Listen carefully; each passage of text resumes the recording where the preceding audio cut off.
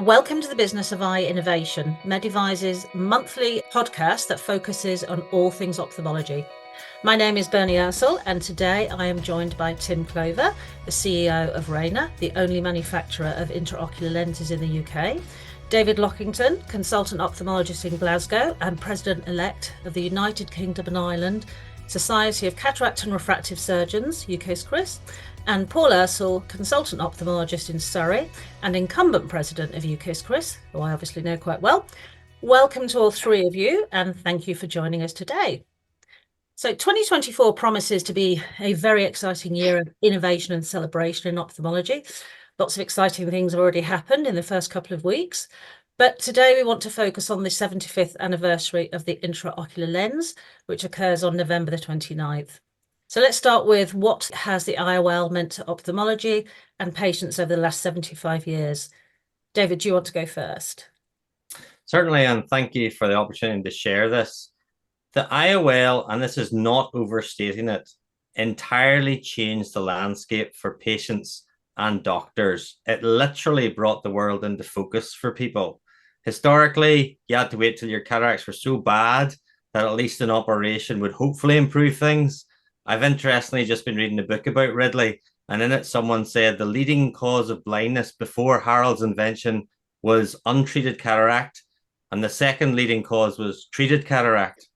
And now look today how safe our surgeries are and how we can really optimize outcomes because of this amazing implant. And it also paved the way for every single other implant in surgery, not just in ophthalmology. So it was such a game changer. But similarly, as I said earlier, with the difficulties in surgery, Harold Ridley was basically telling his colleagues that they were doing the wrong thing. And that took very broad shoulders. And we may touch on that later, how the impact of that affected him and the adoption of this technique. But we cannot overstate the worldwide changing benefits of the intraocular lens. Well said, David. Tim, what are your thoughts? I think I'd go even further, actually. I mean, it's well known that cataract surgery is the most commonly performed surgery in the world. And I think most of us would probably agree that becoming blind or losing the material majority of your eyesight is probably the most debilitating condition we could consider. So I would say, honestly, the invention of the intraocular lens is probably one of the most significant medical advances ever. I mean, outside even of ophthalmology. If we think this year there'll be something like 30 million patients who receive IOLs, that there's really, nothing can come close to that in terms of the impact on a human level. And 30 million people being given their sight back is just frankly incredible, not only on a personal level, but also from a, being able to get people can enjoy their pastimes, see their families. It's been nothing short of revolutionary. And Paul, finally to you for this question. Yeah, I think you've summarized it beautifully.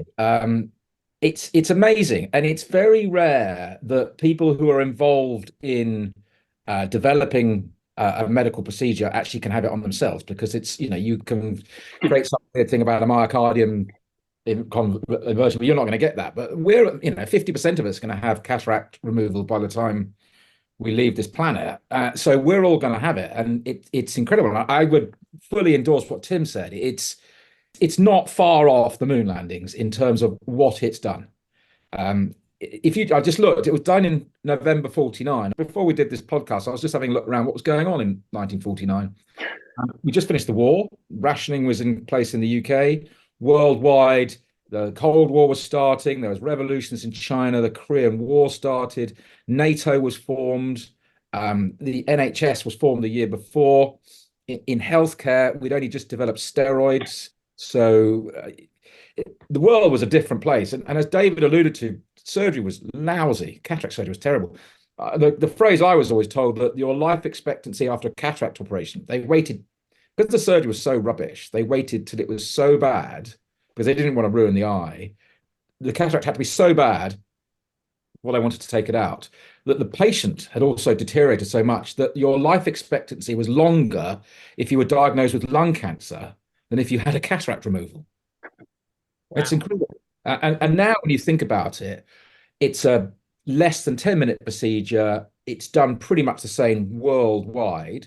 If you're in a developing country, you'll spend your precious healthcare dollars on clean water, vaccinations, and cataract surgery because it's the most effective medical intervention that we have on the body. The bang for your buck is unbelievable. And it all started with that spark that Ridley lit in 1949.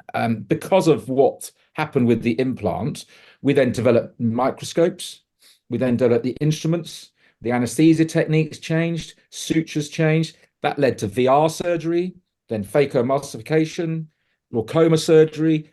That all started in 1949 with Ridley and the lens. I mean, you could just go on forever. It's incredible. Mm. And I think, Tim, would you want to say something about, Rayner taking the helm and actually producing this IOL?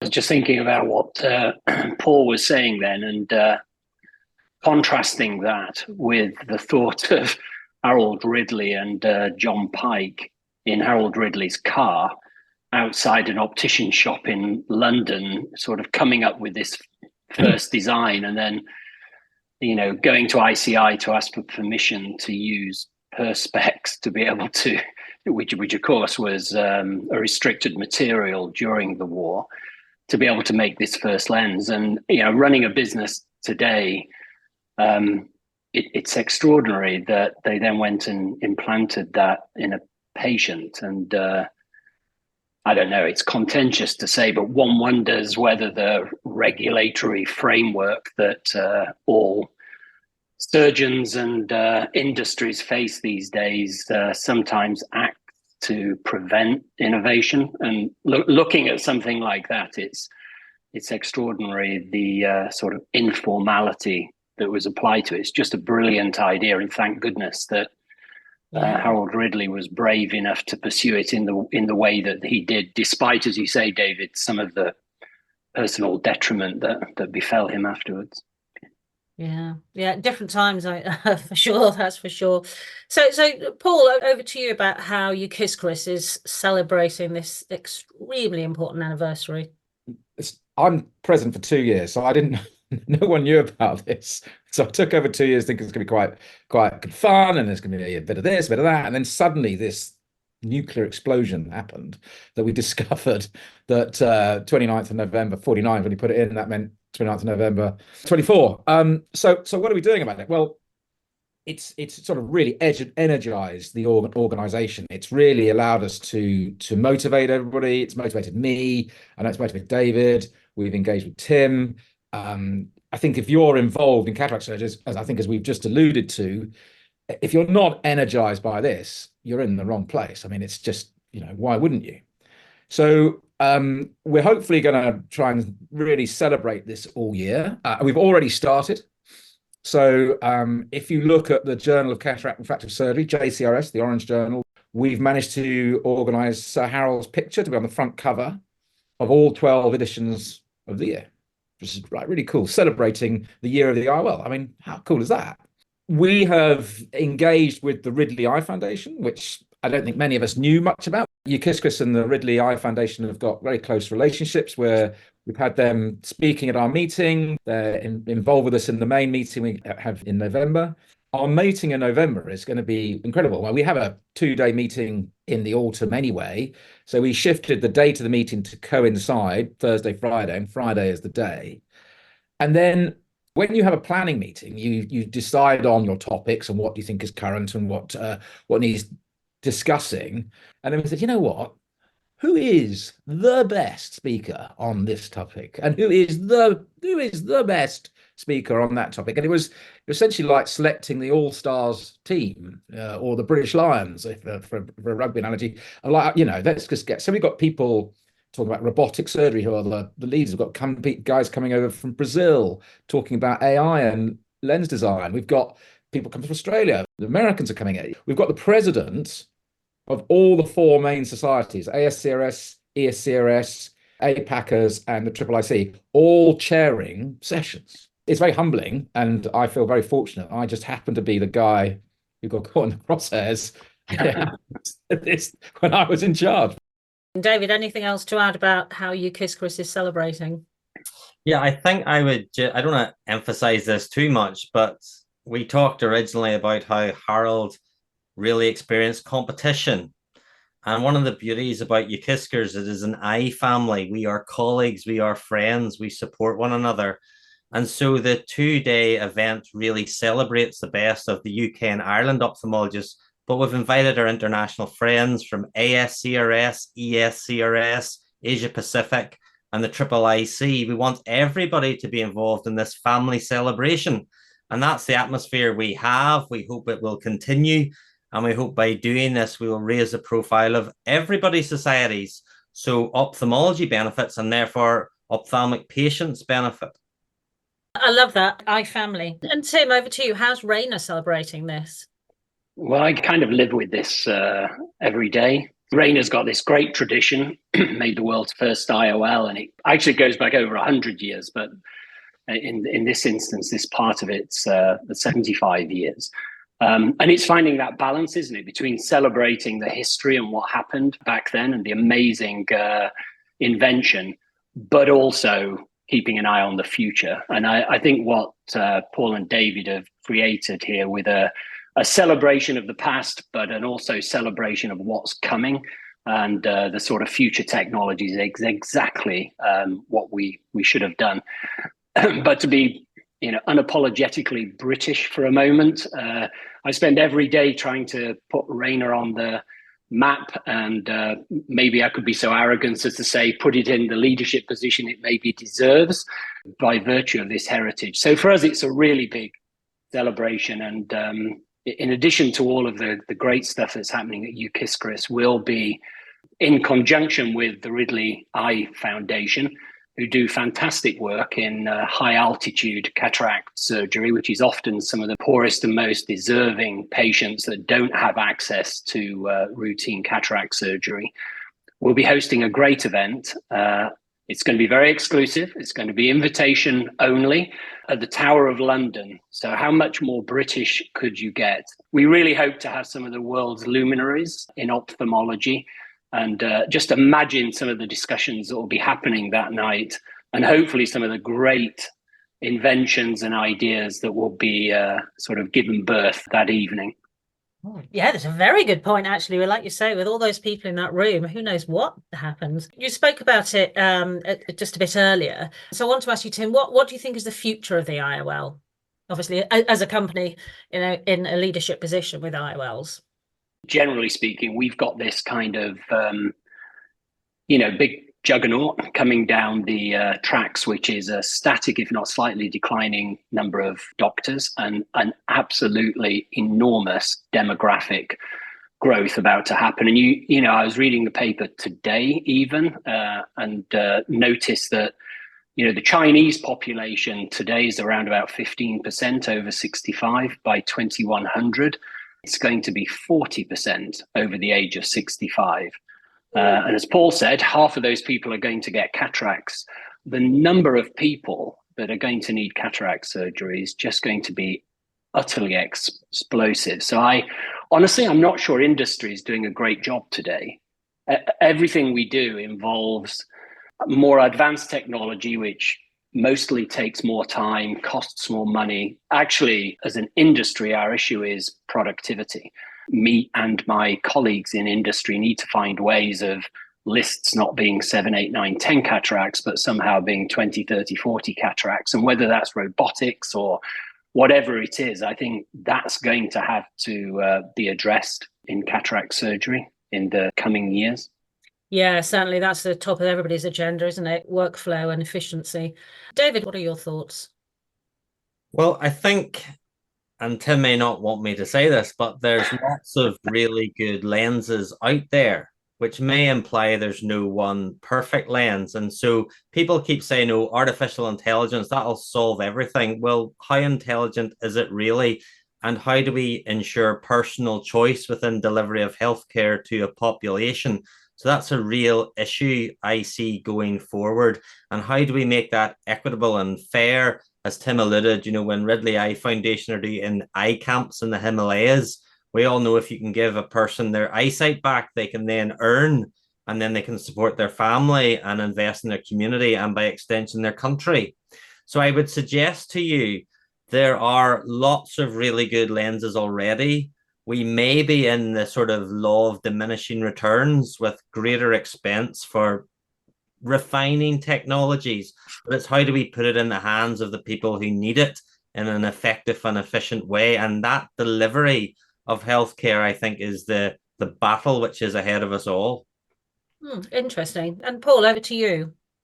I've seen photographs of people in sub-Saharan Africa going blind from cataracts, drinking a can of Coke, thinking, well, if we can get a can of Coke to that guy in South Africa, in that sub-Saharan African environment, but we can't supply them with a cataract procedure, we've got our priorities back to front. And I think that distribution, logistics, productivity argument, if that's cataract surgery, we've created this incredible thing. It takes minutes and you're up and running within days, and we all know the impact that has. It's delivering that, and how do we do that? So in terms of cataract surgery, I think that the law of diminishing returns is probably the right way. We're very good. There's things we can still do, but we've got a really good thing. We need to get it out there somehow, and how we do that is a challenge for all of us. I mean, I think one of the things I didn't say about the UKISCRS sort of response and what we're going to do for the year is, and as David alluded to, it's not actually just for eye surgeons; it's the whole family. That's from industry, from Tim's side, but it's also from politicians, from our nurses, our other eye healthcare professionals. It's from the charities. Anybody involved in the eye care sector needs to sort of congratulate themselves. What a cool thing we've done by creating this amazing cataract operation. But the future is delivering that around the world. When we got lots of different things that will come out of that. I think one of the really exciting things for the future is data. So many of the advances that are now happening in all of healthcare and in society in general is how we dig around in data and find what's going on and what are the trends. So endophthalmitis and intracameral antibiotics, that's basically was a big data analysis of that it works, and that's what made cataract surgery so safe. And I think there's any reason why that won't stop.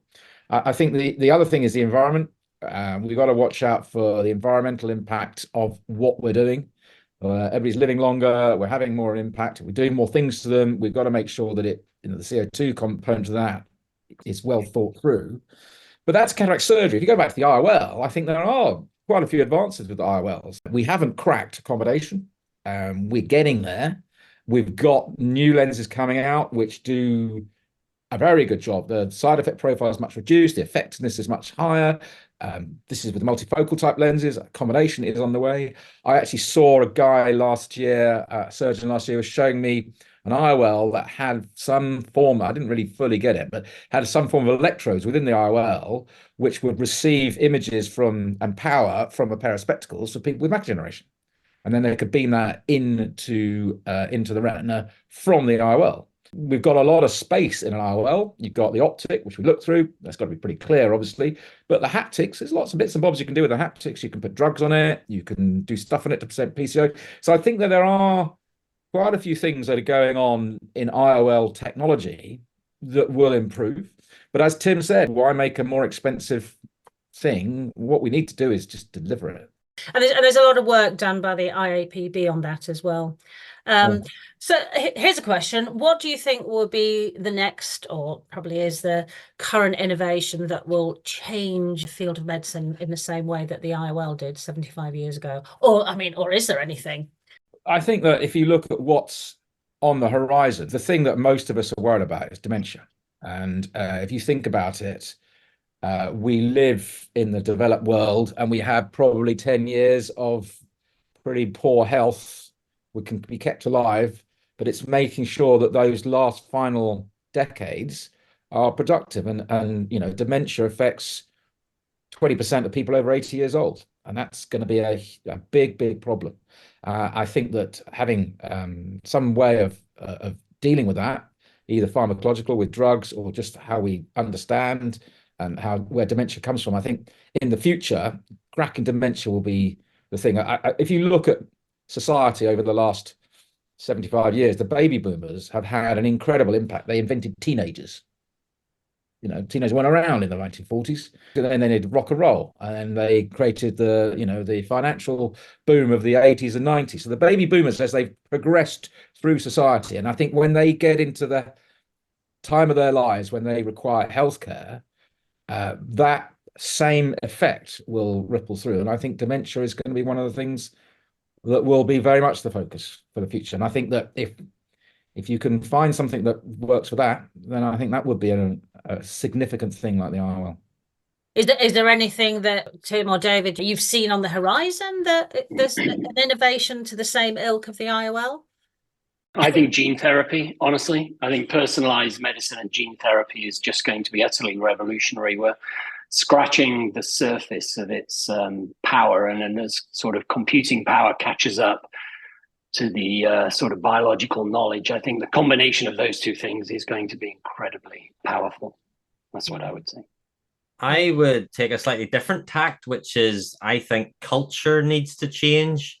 Particularly in the UK, we have a real dichotomy between treating pathology and addressing performance, particularly in terms of the world of the intraocular lenses. Why is it that in the public healthcare system, you can't have certain lenses? Why are certain things only available if you have the means to pay for them without thinking about the cost of not availing of them? And so I think increasingly, if we start thinking about preventative medicine within a personalized ethos, as Tim mentioned, I think there will be procedures which we can't really explain why we're not offering them. And it's probably because we've just never expanded our mind to think of the benefits if we did things earlier to a greater population. And then similarly, as technology hasn't developed, we are moving from an era of drugs in drop form and tablet form to devices and surgical procedures and implants and these type of things, which takes the compliance out of the system. And I just wonder in the future, will there be a lot more early intervention because we not only could, but because we should? Don't you think that the NHS model is somewhat broken and that co-payment is an inevitability? We just need a politician brave enough to be able to say it. Well, I will put on a different hat and answer that by saying the NHS was never designed for what it's doing and being asked to do. And therefore, it's going to struggle to keep up with technology, which is funded from an entirely different stream and an entirely different endpoint. And so, without getting into devolved governments, in certain countries, you have a budget and you have to try to do things cheaper. And in other countries, the money follows the patients. So that maybe produces more opportunity. So absolutely, this system is not fit for the purposes we hope it could be used for. And I guess ophthalmology is one of the prime examples, right? Where you don't have the ability to pay an extra £500 on your cataract surgery to have a multifocal lens, but then everyone's quite happy for you to be forced to go to the optician and spend £500 on glasses afterwards. It just seems ridiculous. Yeah, I think you make a very valid point, and I agree with it, but I don't think it's set up to allow that. So you need a seismic culture change to allow people to engage in that. I think I agree with you, but what I would say is I think one of the problems with the NHS is it's lost a lot of its cultural memory. The NHS now has no recollection of what it was like 20 years ago because so many people have left. And even further back, I mean, your point, Tim, about co-payment and glasses, when the NHS was first set up in 1948 by Nye Bevan, glasses were included. And then they realized we're spending a fortune on glasses. Right, we're not going to do that. You can go and buy them. And that's where the problem we have now with multifocal implants stemmed from, because the NHS decided not going to touch glasses.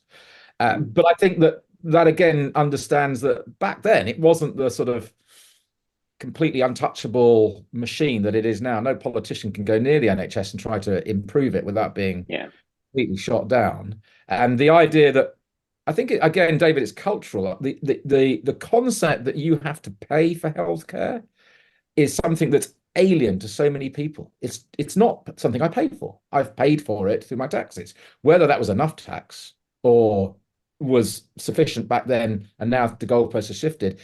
As a person on a granular individual level, well, I'm going to go in a hospital and have my stroke fixed. The fact that it costs £1 gazillion, I'm just going to hospital, they will fix it. And the consequences of that are to do with the organization rather than me as a person. So I think it's a cultural change about you're going to have to pay for your own healthcare. But I do see that starting to come in. People are now realizing I've got to pay for a nursing home, so I've got to save up some money. That's not going to be available in the NHS. And I think that there is going to be a cultural shift that actually we can't rely on the NHS. We're going to have to cough up and pay for it ourselves in 10, 15, 20 years' time. That may introduce some accountability for healthcare, which could be a good thing as well. Yeah, I think so.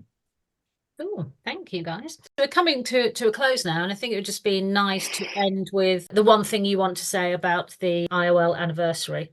UKISCRS is an eye family. We're inviting the local, national, and international eye family to come celebrate together of what is probably one of the greatest inventions in the world. And I hope that sets the scene for all of us to work collaboratively as friends and colleagues and not see it as competition, because this is all about looking after patients. And I think if we keep that at the forefront, then hopefully we learn from the dramas of the past and don't repeat it. For me, it's all about celebration, Bernie. It's celebrating the history, and it's celebrating the fact that we all work in this incredibly innovative field, and keeping that innovation going for the next 75 years. I think celebration is the right word, but I would also say you should be proud. I mean, we should be proud of what we've done. What we as a community over the last 75 years, and there's been some ups and downs during that 75 years, what we have created is phenomenal. In human history, the way I describe it to people, it's almost like the Old Testament or Lord of the Rings. You lay on hands and people see. And I think we should be proud of ourselves that what Sir Harold started, we as a community, as David alluded to, as a family of like-minded people. I mean, and it is not just the surgeons. We stand on the shoulders of giants, and an awful lot of what we do now was created by people who weren't surgeons. It was by administrators. It was certainly by the trade and our technological partners who created what we use. And it's a British invention that happened. And we should really puff ourselves up a bit at this point. We don't do it very often, and it's probably appropriate we don't.